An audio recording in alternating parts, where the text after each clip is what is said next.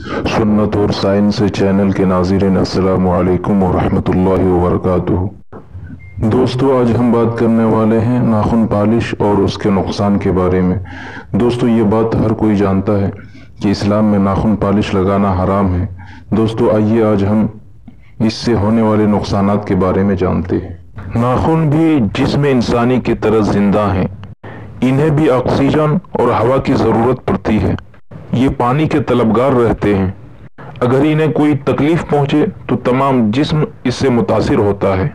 एक खातून को हाथों पर दाने, खारिश और पीप दार खुनसियाँ थी। बहुत इलाज कराए मगर इफाका ना हुआ।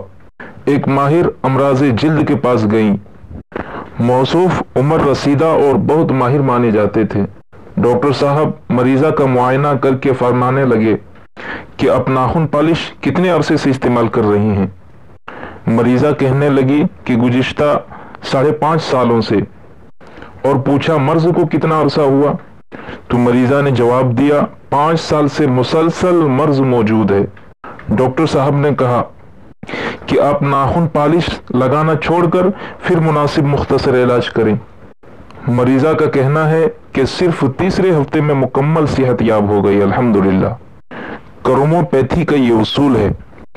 दोस्तों, क्रोमोपैथी के माहिरीन के मुताबिक रंग इंसानी जिंदगी पर असर अंदाज होते हैं और इंसान जिस रंग को बार बार देखता है उसका असर उसकी जिंदगी पर गालिब आ जाता है।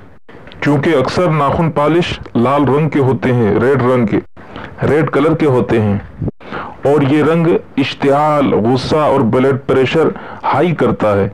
इसलिए वो लोग जो पहले से इस मर्ज में मुब्तला हों उनके अमराज में फौरी इजाफा हो जाता है और सेहतमंद आदमी भी आहिस्ता आहिस्ता इन अमराज की तरफ माइल हो जाता है।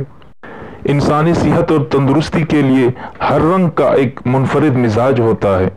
मौजूदा फैशन ने मुख्तलिफ नाखून पॉलिश की इस्तेमाल की तरगीब दी है। इन मुख्तलिफ रंगों की एलर्जी आम आदमी के लिए भी नाकाबिल बर्दाश्त है। तो क्या एक मरीज बर्दाश्त कर सकेगा? नाखून पॉलिश नाखून के मसामात को बंद कर देती है। मजीद चूंकि नाखून पॉलिश में रंगदार केमिकल होते